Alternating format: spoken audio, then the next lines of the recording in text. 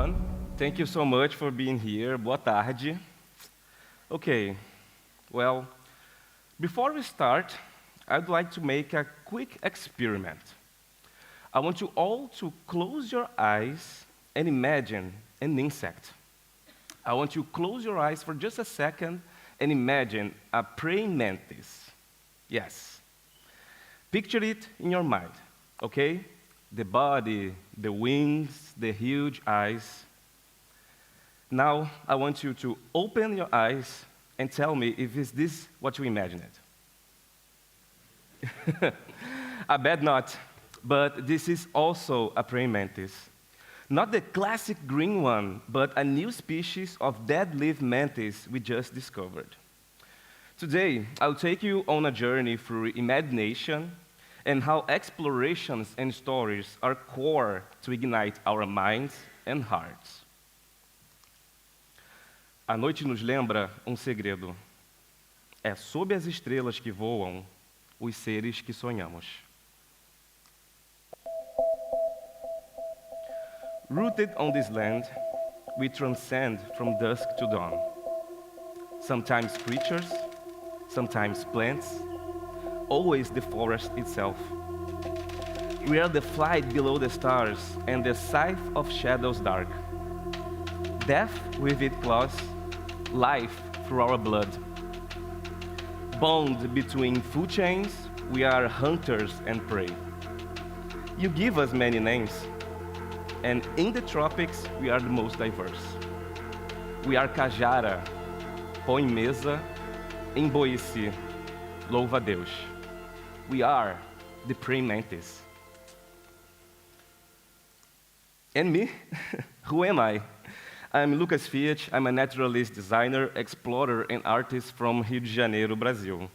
And as a visual communicator, I harness the power of branding and design to leverage science and conservation, signing works on the front line of research, exploration, and innovative storytelling, education, and community-based solutions. And as an artist, I develop an art concept based on the tale of an immortal naturalist, the marine vampire, roaming our planet in search of mythical creatures. And now I just find myself much like this character, but unfortunately not immortal yet. My main work is exploration through Projeto Mantis, a dual organization I lead alongside biologist Lanna, dedicated to revealing the extraordinary of nature through science, art, and storytelling. For almost a decade, we've been exploring our tropical forest in search of rare and new species of praying mantises, promoting immersive expeditions, workshops, talks, and outreach campaigns. From presenting on TED main stage to publishing scientific papers, we are continuously promoting the importance and beauty of our tropical regions for a thriving future. The night falls. On the threshold between reality and dreams, the rainforest awakens as we witness the most dazzling beings, mysterious echoing sounds, the most inspiring colors, shapes, and patterns. Our eyes escape from cosmic snakes to unusual flowers, jewel beetles to wandering spiders, insects in every possible and impossible way, following this invisible thread that connects us to the forest tapestry until someone exclaims, "I found a mantis!" Their camouflage is extreme. There are praying mantises in all the images above. Can you find them? I'll give you a few seconds. Some are easier than others. Now for the big reveal. You got it. That's camouflage in their true environment. These hunters are like shapeshifters, imitating flowers, sticks, fresh and dead leaves, bark, and everything in between. Each species is unique and far beyond our imagination, and finding them is no easy task. They have no smell, no sound, no glow. They leave no trace. Along with physical exhaustion, there is an enormous mental effort on the constant analysis of our surroundings.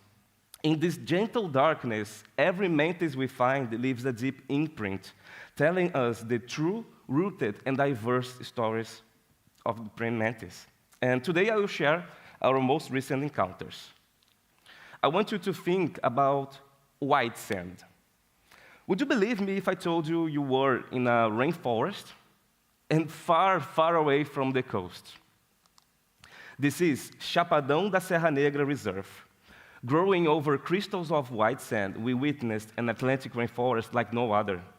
A nebula paradise of bromeliads and orchids, red waterfalls, caves made entirely of sand, and bonsai-like trees covered in lichen, mosses, and ferns.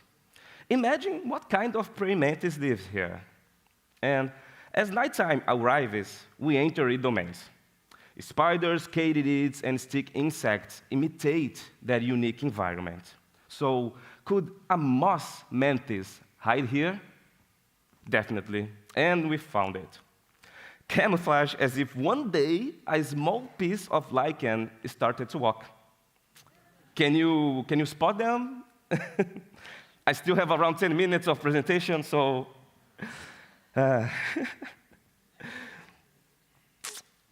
And this mantis especially is... Take your time, okay, I will reveal it. After all, this is potentially the most camouflaged mantis we have ever seen. Surreal. This stunning new species is completely new for the scientific aspect. The first lichen moss praying mantis known to the entire Atlantic rainforest. However, this ancient and unique rainforest now faces its most dangerous threat: climate change. If the endless clouds of humidity covering that valley disappear, it will become a dry forest, and this novel mantis will be gone. From the top of the mountains, we observe a sea of bare hills, pasture growing on ashes of what was once a forest. Only 15% of the Atlantic rainforest beyond remains. And we may be seeing one of the last nebular patches to thrive on white sand. Brazil has 250 known mantises that represent 10% of the planet's diversity. However, scientists estimate up to 1,000 species to my country. And to support our quest, we are training students nationwide. We are empowering local science. The environment gives clues, and imagination projects possibilities. The feeling is among, as explorers, we only go as far as our curiosity takes us. And we have the dragon mantis, we have the flower mantis, the unicorn and the kite mantis, and with their extremely versatile and plastic evolution, my curiosity is endless. Could the dragon mantis have yellowish colors? Or could the flower mantis be long and green? Knowing only 1/4 of the native species, the answer is clear. Maybe. This unsettling mindset inspired our latest expedition, Mantis Imaginarium, funded by the National Geographic Society. For a month, we lived in Viruá National Park, where our local guide, Max, explained it. Countless Amazonian ecosystems are found here. The perfect breeding ground for entering this rainforest, first through dreams and imagination. As we explored the trail systems, we crossed floodplains, vibrant tropical rainforests, rocky rills, mysterious dark green woods, and then a surprise. The Campina, where the bright sun hits the natural grasslands of Amazonia. I ask myself, have mantis evolved in these unique ecosystems? After all, the Campina is also Amazonia. Back at night, as Leo runs to reach me for the group shot, we hear it, a jaguar's roar. Of course, the photo came out a little blurry, and you might be thinking, I would definitely leave this area at this point. But the only thing we fear at night is mankind. Jaguars are okay, endangered, sacred animals, And with a shot of adrenaline from the war, we started the search. Little by little, life revealed itself to be rich and different. Green spiders, bees, small amphibians, colorful bugs. But then, something moved on a white branch. I thought I saw a praying mantis, but it disappeared. Getting closer, not knowing exactly what I was looking for, I don't see anything. But there is this feeling. So I moved the angle of my flashlight just to see a pair of little eyes like berries staring back to me. And I couldn't believe it. There it was, the ghost mantis. Did you guys manage to find her? If anyone in the audience found the mantis, please shout, "Mantis!" Awesome! Fun, amazing. I also yelled mantis to my team. This is an absurd camouflage and an existence that only made sense in the Campina environment. Each photo, she seemed to disappear and appear again, just like a ghost. And the amazing ghost mantis tell us a tale of phantasmagoria, of what we can see and what we cannot see when experiencing the unknown. The male, found later on, has metallic wings and pink abdomen. And the baby is so cute. In fact, because our protocol is to care for every mantis we collect for research, this baby is still growing along with the other 100 mantises we have at home now. On this ancient lands, walked a million times by the indigenous peoples who nurture Amazonia, our flashlights imprints our emotions and encounters to the tapestry of night.